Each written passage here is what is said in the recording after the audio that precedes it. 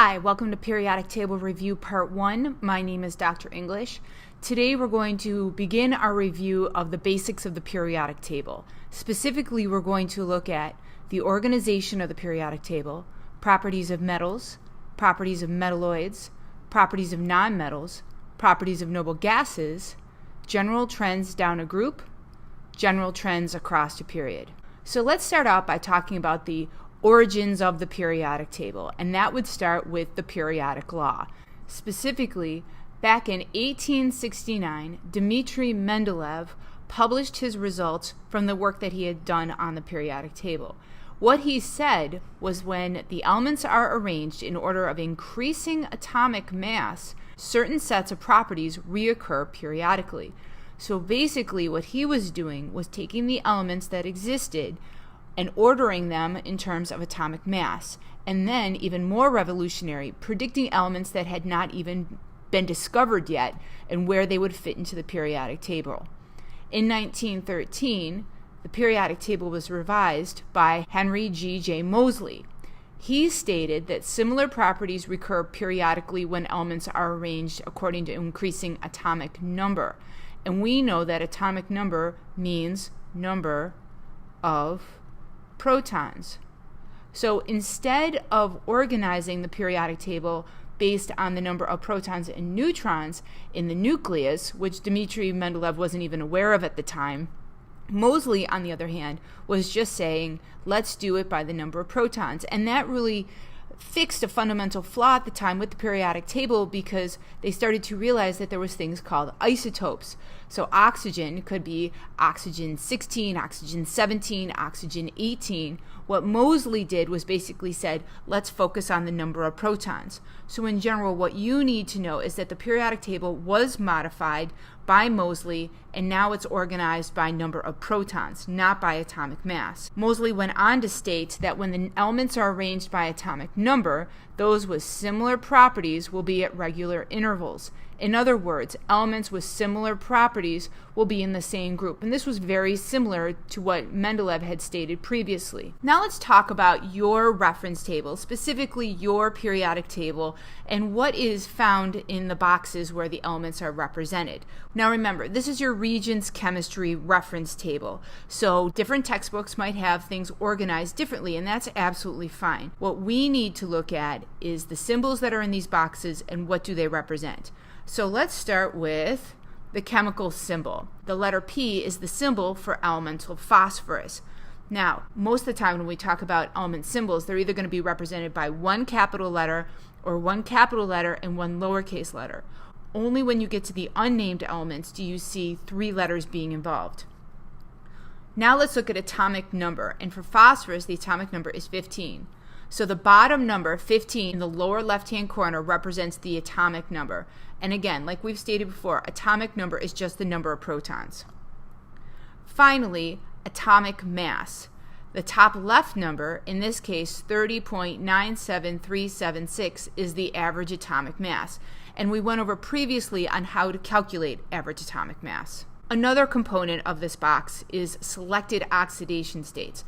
This is not an all-inclusive list. These are just selected oxidation states. And that's something to realize if you go on to advanced chemistry courses like AP Chemistry.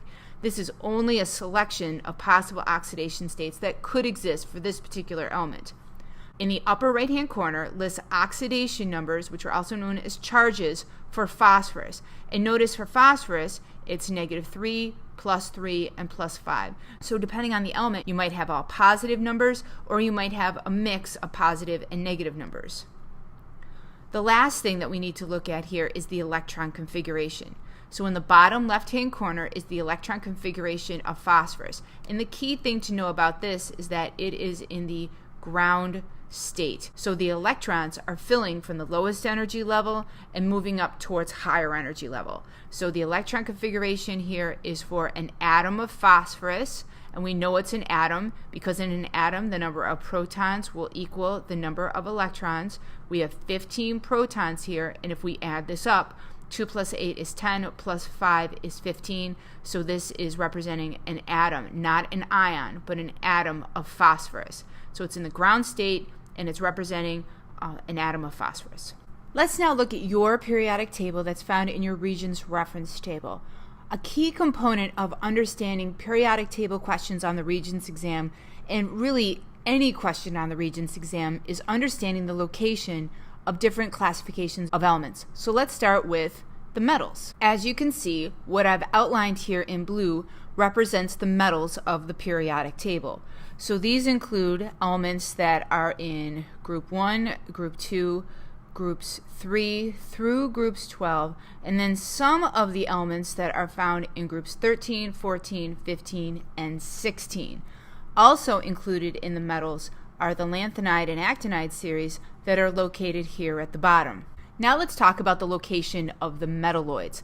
One thing to keep in mind here when we talk about the metalloids is that the elements that are identified as a metalloid, and we'll talk about that more specifically in future slides, really depends on what textbooks that you're looking at. So there are some that are very, very consistent, and then there are some additions or subtractions from this list that I'm going to identify that differ from textbook to textbook. So keep that in mind. We're going to focus on the metalloids that the New York State Regents exam in chemistry says that you need to know. These elements that I've outlined right here represents the metalloids that New York State expects you to know.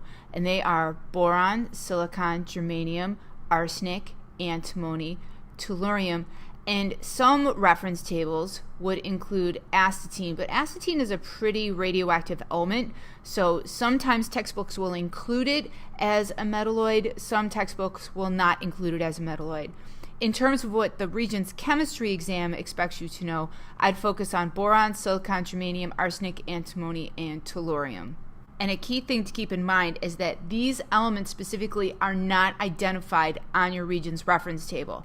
A lot of times they'll say, well, there's this heavy line that sort of separates the metals from the nonmetals, and the metalloids are found along the staircase, but it's not an all-inclusive list. Not all the elements that are hitting the staircase are actually considered metalloids. In case in point here, aluminum. Aluminum is considered a metal, and polonium is considered a metal. Now let's talk about the nonmetals.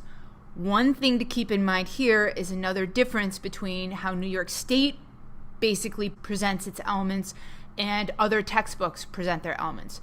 I'm going to highlight here the elements that New York State identifies as nonmetals. They will separate that from noble gases. Many places will lump the nonmetals that I'm going to identify and noble gases together as one distinct unit. So here you can see that I have outlined the nonmetals, and they include hydrogen, carbon, nitrogen, oxygen, fluorine, phosphorus, sulfur, chlorine, selenium, bromine, and iodine. Again, some people might consider astatine a nonmetal, depends on what textbook you're looking at. But in terms of our world, when we talk about nonmetals, we're talking about these elements right here. And one thing to notice is that there's much fewer nonmetals on the periodic table compared to metals. The last group is the noble gases. The noble gases include helium, neon, argon, krypton, xenon, and radon. Now let's talk about the specific properties of metals. They are typically solids at room temperature, with the only exception being mercury. And we see an image of mercury right here. They have luster, which in other words, they're shiny.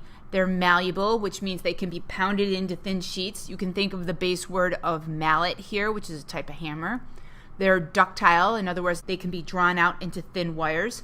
So if you've ever seen copper wire, that's a property of metals. They're good conductors of heat and electricity, and if you've ever been burned by a hot piece of metal, you know exactly what I mean. They have low ionization energies and electronegativity values.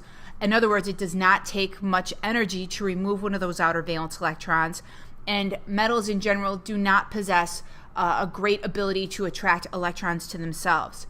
And finally, they tend to lose electrons to form positive ions. If you go back to your periodic table and you look at the oxidation numbers that are associated with metals, you'll see that they all have positive ions associated with them because they, in general, tend to lose electrons to form positive ions. Now let's talk about the properties of your metalloids.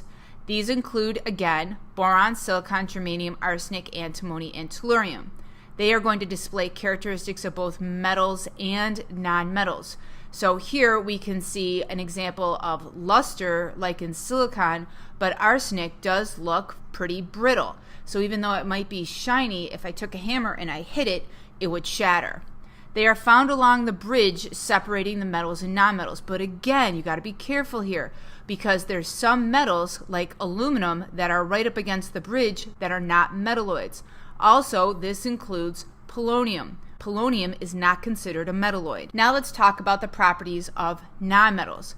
These are usually gases, molecular solids, or network solids. And again, we'll talk more about the difference between a molecular solid and a network solid in future videos. The exception here is bromine, diatomic bromine, which is a liquid at room temperature, STP.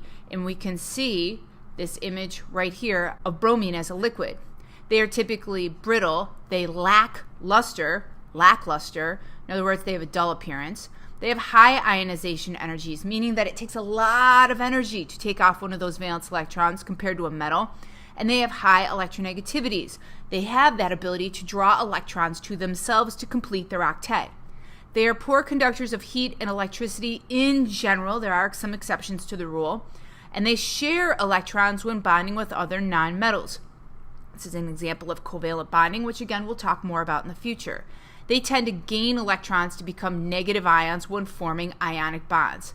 So nonmetals can be involved in both ionic bonding and covalent bonding. Now let's talk about the horizontal rows of your periodic table, and those are called periods. So let's focus on some important trends. As one moves across from group 1 to group 18, we start with metals and proceed to nonmetals. Therefore, one of the trends is that metallic character decreases. So if I look at the very beginning, group 1 and group 2, these are my most metallic elements. The metallic characteristics will decrease as we go across the group. Not saying that zinc isn't metallic, it is, but we classify potassium and calcium as having more metallic properties.